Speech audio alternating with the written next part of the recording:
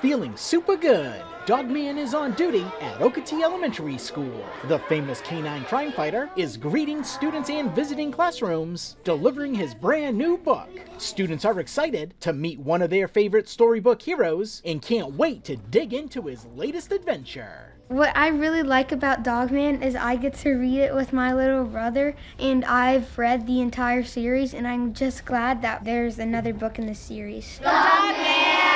The best about Dogman is he's a police dog. They have a lot of plot twists because, Sprinkles in Big Jim Believes and Begins is a villain. I like that they have a lot of plot twists, and I like the animations. This visit is all about getting kids excited to read. In the library, students are looking for Dogman characters in a fun scavenger-style activity, and many have already started reading the book in their classrooms. The most popular book checked out in our library is the Dogman series, and they're on hold all the time. We have an entire empty shelf at all times. It's never on the shelf. So I thought by bringing Dogman in, it would bring a lot more excitement to our literature, and the kids would become more engaged and possibly try and come to the library. And hopefully, if they don't find Dogman, they might find another friend that they might check out instead. The Dogman visit is part of a special partnership with local bookstore The Storybook Shop, which teamed up with the school so students could pre-order their copies back in September.